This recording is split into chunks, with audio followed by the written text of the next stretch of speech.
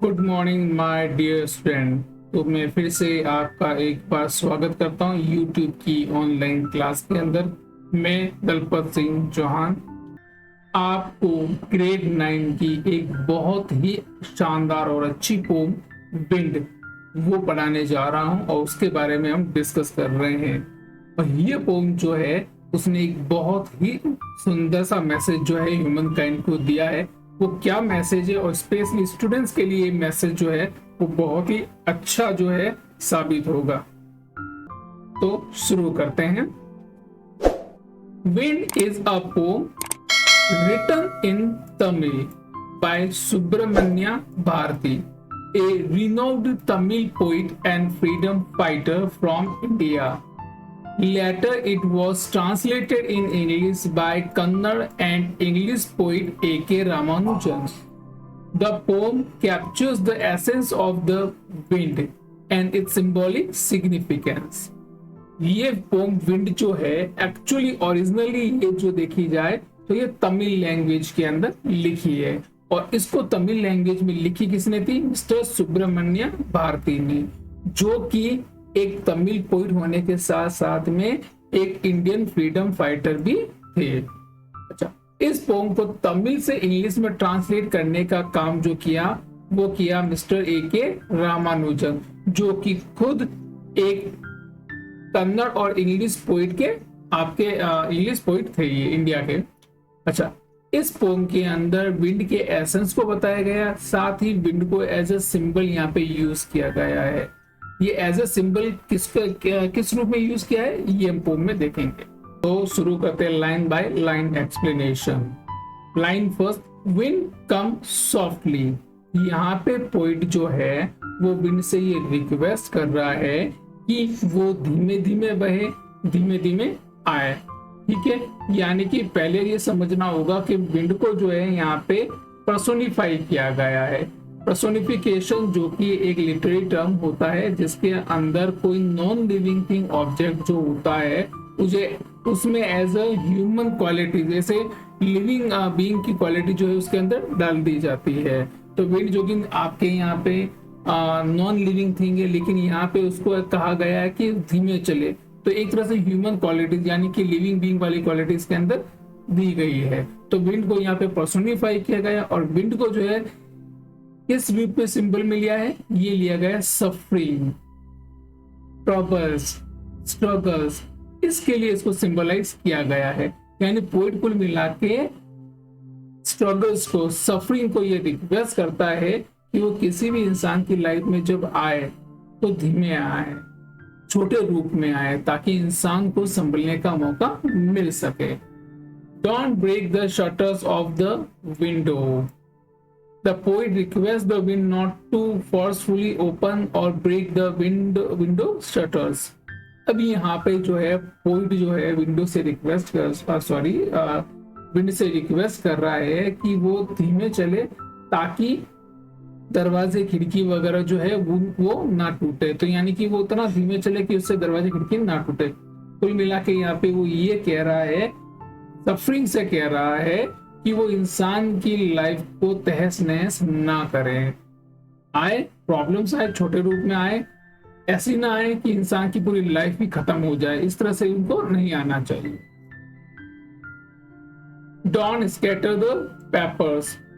The poet asked the wind not to disperse or the scatter the papers lying around। यानी कि wind को जो है poet request कर रहा है कि जो रूम के अंदर पेपर इधर उधर पड़े हैं उनको वो ना बिखेरे, उनको वो ना उड़ाए। यानी कि इंसान ने जो छोटी मोटी खुशियां इकट्ठी की है, छोटे मोटे जो अपनी लाइफ को अच्छे से चलाने के लिए अरेंजमेंट उसने किए, उनको ये सफरिंग्स जो है प्रॉब्लम्स ना दे, उनको वो बिखेर ना दे। ये रिक्वेस्ट जो पोइट जो है अपने विंड से कर रहा है। Don't throw down the books on shelf. The poet urges the wind not to topple or throw the books kept on the shelf. यानी कि यहाँ पे पोइट जो फिर से विंड से रिक्वेस्ट कर रहा है कि जो सेल्फ में, जो अलमारियों में जो बुक्स वगैरह रखी हुई है उनको वो ना गिराएं। यानी कि वो अपनी पोइट जो है अपनी पुरानी यादों को, ठीक है, जिसने उसको संजो के रखा हुआ है, पुराने रिलेशन है जिसको उसने संजो के रखा हुआ है, बड़े केयर से करके रखा हुआ है, तो उनको डिस्टर्ब ना करने के लिए वो आपके सफरिंग से रिक्वेस्ट कर रहा है। There look what you did, you threw them all down. The poet observed that the wind has already thrown the books down despite the request. अब पोइट जो है वो रिक्वेस्ट करता रह गया, लेकिन विंड ने उसकी एक भी ना सुनी और पूरे कमरे के अंदर, पूरे घर के अंदर उसने तबाही मचा दी।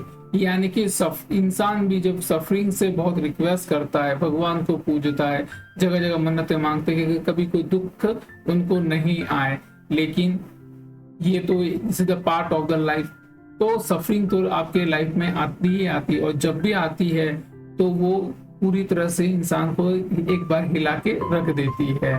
तो कितनी भी रिक्वेस्ट करो, सफरिंग वगैरह है, प्रॉब्लम्स है, ये तो इंसान के लाइफ में आनी है आनी, और वो आके ही रहेगी। अब आगे की नेक्स्ट लाइन में क्या है? You tore the pages of books. The poet noticed that the wind has torn the pages of book and threw down.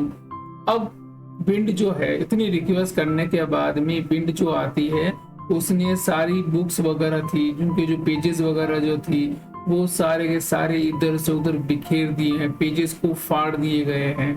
You brought rain again. The poet acknowledged that the wind has brought rain along with it. अब wind जो है वो तो आई, साथ में उसने रैन भी वो लेकर आ गई। यानी कि जब सफरिंग जब आती है तो अपने साथ में और भी कई सारी प्रॉब्लम्स को भी साथ में लेकर आती है। तो यहाँ पे पॉइंट जो है वो ये कहना चाहता है कि सफरिंग जो आती है वो अपने पीछे प्रॉब्लम्स का ढेर अपने साथ में लेकर आती है। You are very clever at poking fun at weaklings. The poet suggests that the wind has a mischievous nature and enjoys teasing or making fun of those who are weak.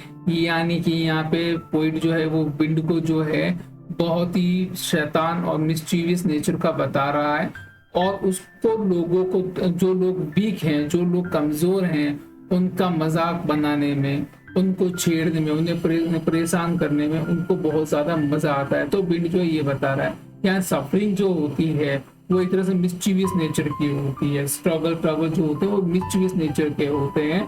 वो जो इंसान वीक है, जो पूरी तरह से prepare नहीं है, ये उसको बहुत बुरी तरह से परेशान करती है और दुनिया में उसका मजाक बना के रख देती है। Frail crumbling houses, crumbling doors, crumbling rafter, crumbling wood, crumbling bodies, crumbling lives, and crumbling heart. The poet describes various things and the aspect of life that are fragile, weak, and the falling apart. अब यहाँ पर crumbling जो है वो एक तरह से खंडर हो चुके घरों के लिए कह सकते हैं, या कमजोर घरों के लिए कह सकते हैं। क्रम्बलिंग यानी खंडर, जो पुरानी चीजें हैं, जो कमजोर जो चीजें हैं, उनके लिए क्रम्बलिंग वर्ड यूज हुआ है। तो पोइट यहाँ पर जो कमजोर घर हैं, कमजोर दरवाजे हैं, कमजोर जो आपके पेड़ वगैरह बॉडीज है, जिंदगी है, और कमजोर जिनके दिल है, इनको यहाँ पे पोइट ने जो है एड्रेस किया है। The wind god winnows and the crushes them all.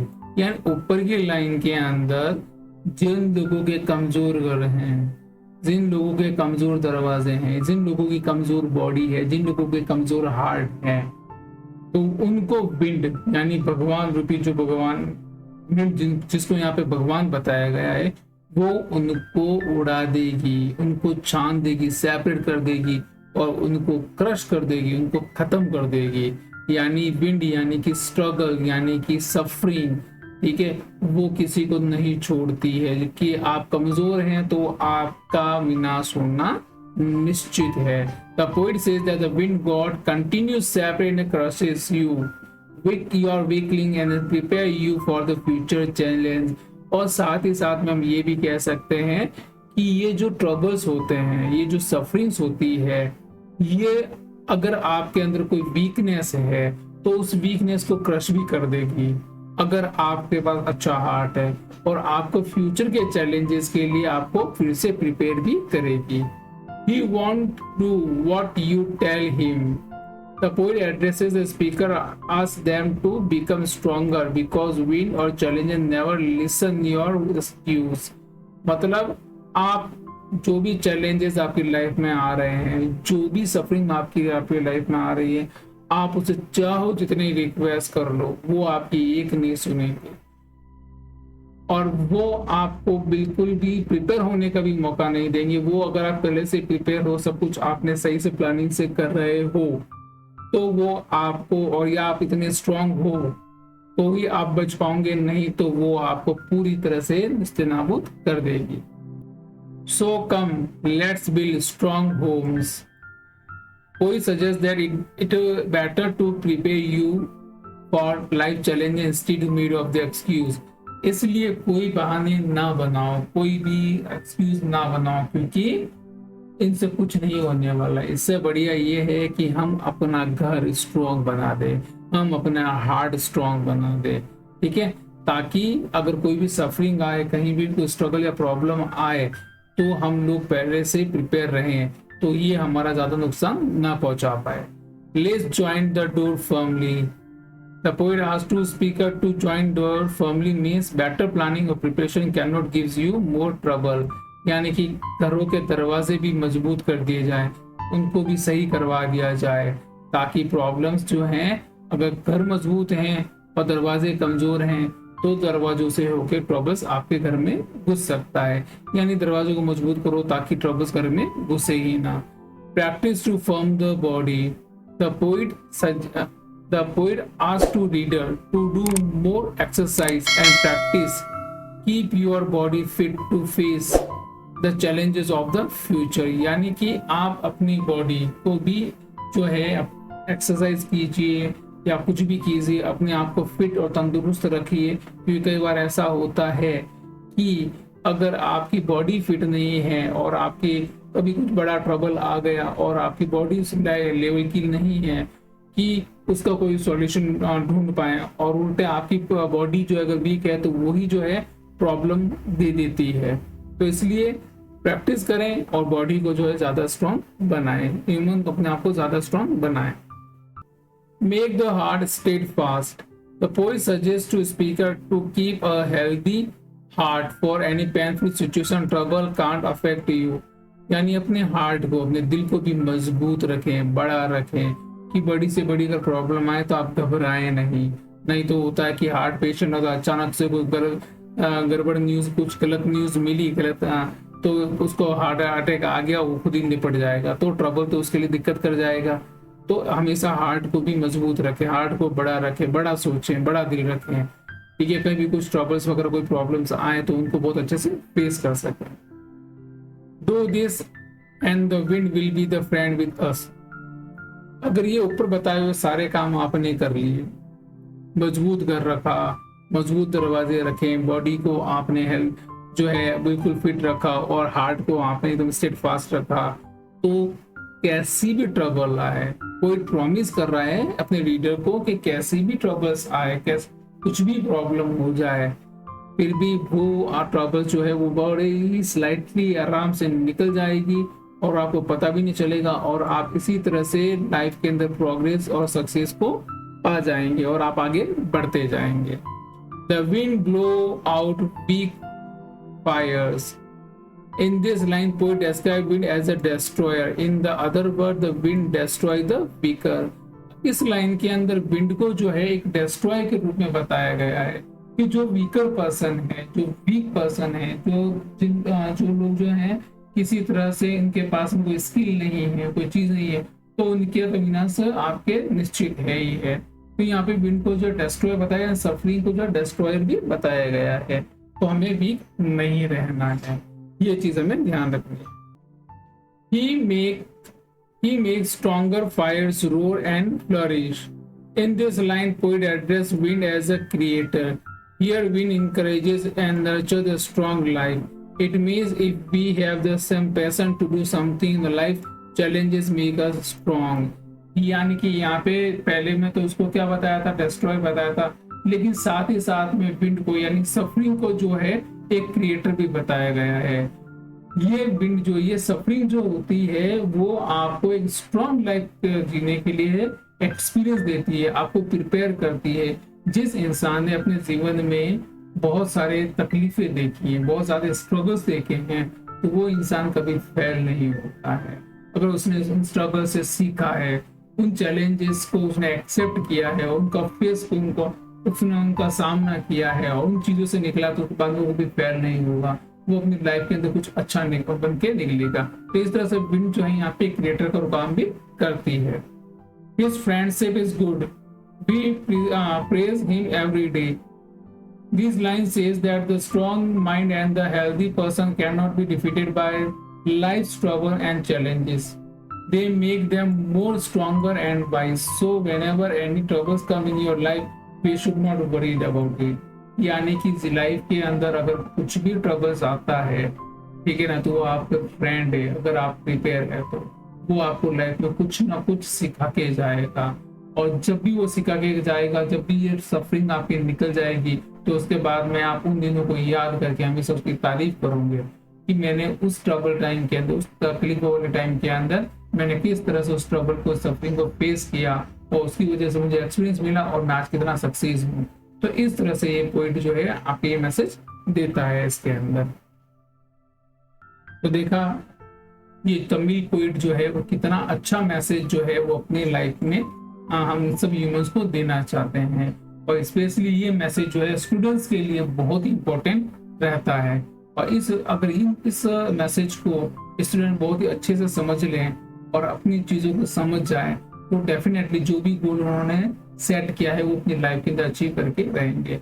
So please, once again, thank you very much for watching my complete video. Please don't forget to like, share and subscribe button. Please, please, please, ज़्यादा से ज़्यादा share, like, share और subscribe करें। Thank you very much.